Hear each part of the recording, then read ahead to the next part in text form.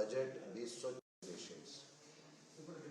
आज की इस विशेष प्रेस वार्ता में रजनी सेठी जी और मेरे साथ मेरे सहयोगी एडवोकेट परिमोक्ष सेठ जी, प्रवक्ता जम्मू कश्मीर भाजपा।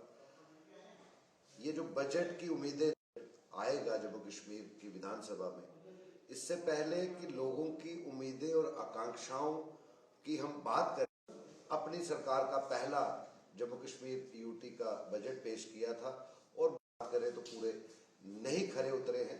तो इसी सब पे मैं सबसे पहले आग्रह करूंगा माननीय श्री सुनील सेठी जी का कि इस आपका स्वागत है आज की इस प्रेस वार्ता में। जैसे कि भाई जोरावर जी ने बताया कि बजट के ऊपर आने वाले बजट के बारे में क्या सोचता है, आम आदमी की महत्वाकांक्षाएं इसमें आए हैं। आने वाला बजट एक ऐसे काल में आ रहा है, अगर आप फाइनेंशियली या पॉलिटिकली कि लगातार पिछले अगर आप आजादी के बाद से जितने बजट आए जम्मू कश्मीर के, खासकर जबकि पॉलिटिकल पावर कश्मीर के पास रही, तो वो हमेशा निरादर किया गया। कभी जम्मू खित्ते को लेके कोई बड़े प्रोजेक्ट सोचे हों, कोई बड़ी स्कीम सोची हो, वैसा हम ये उम्मीद करते हैं कि इस बार जो सभी खित्तों को समान भाव से देखेगा। बात अगर तरक्की की हो तो खाली कश्मीर तक महदूद ना हो, और खाली कश्मीर में भी आप श्रीनगर, तो इस बजट को इस नजरिया से लोग देखेंगे कि इस बजट में ऐसी कौन सी चीजें हैं जो सभी खित्तों को समान इंसाफ दे, वो बटे सारे का सारा संसाधन। और इसी तरह जम्मू के खित्ते की बजट इस साल इस सोच को लेके आगे आएगा। दूसरा, बजट में किसी भी पॉलिटिकल सरकार ने वो सोच नहीं रखी। हर बार हर चीज के लिए हमको सेंट्रल गवर्नमेंट के पास जाना पड़े कि सेंट्रल गवर्नमेंट हमारे को पैसा दे। हॉर्टिकल्चर के ऊपर हिमाचल ने काम किया, टूरिज्म के ऊपर हिमाचल ने काम किया, हाइड्रो इलेक्ट्रिक पावर किया अलग जगह अलग अलग क्षेत्र में। जम्मू कश्मीर वो काम क्यों नहीं कर सकता? हम प्राकृतिक संसाधन लगातार अनदेखी जो की जा रही है आत्मनिर्भर होने की, ये जम्मू कश्मीर को आगे जाने से रोकता है।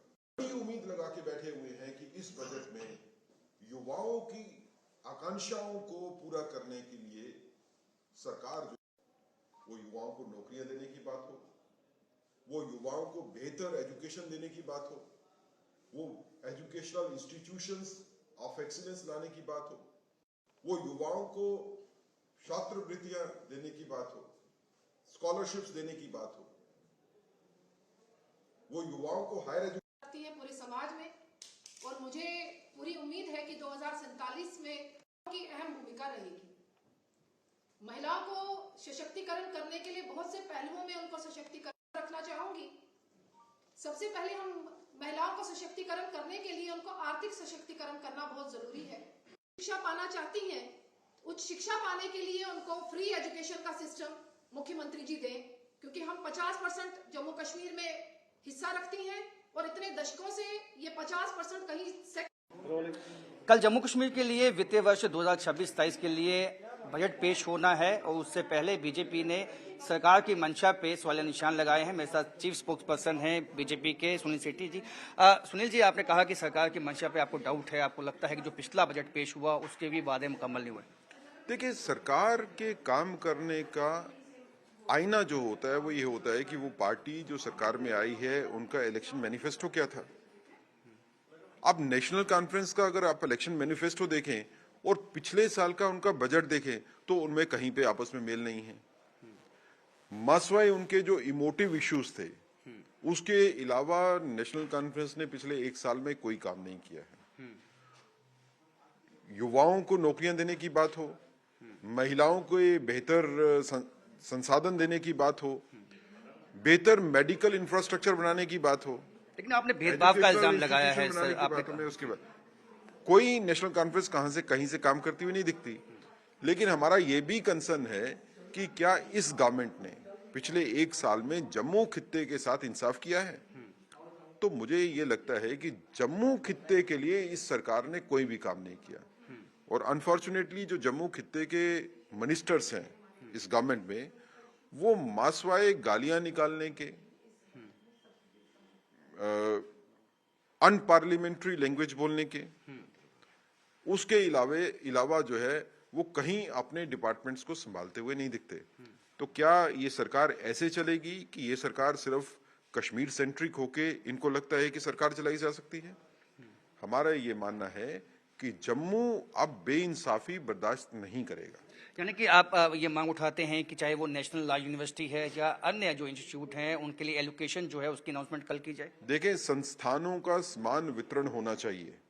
अगर नेशनल लॉ यूनिवर्सिटी कश्मीर के लिए हुई और जम्मू की ये एस्पिरेशन है कि नेशनल लॉ यूनिवर्सिटी जम्मू में भी होनी चाहिए, हम तो ये नहीं कहते कि जम्मू में ही होनी चाहिए, लेकिन नेशनल लॉ यूनिवर्सिटी जम्मू में भी होनी चाहिए, तो मुझे नहीं समझ आता है कि उमर सरकार को इसमें क्या प्रॉब्लम हो सकती है।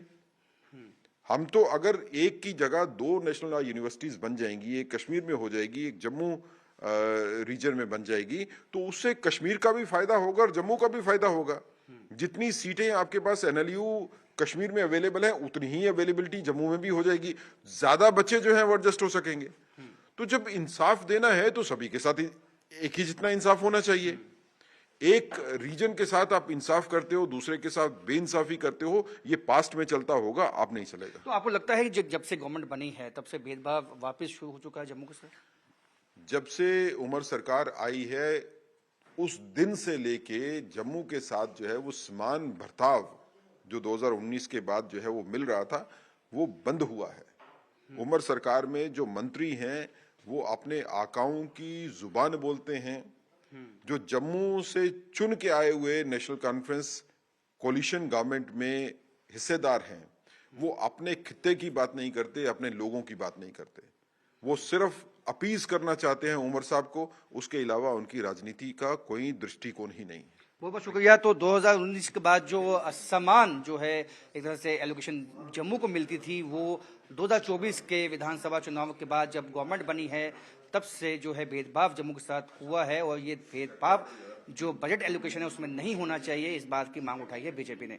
कैमरामैन सर्वे भट्ट के साथ राजन वैद, न्यूज़ 18 जम्मू।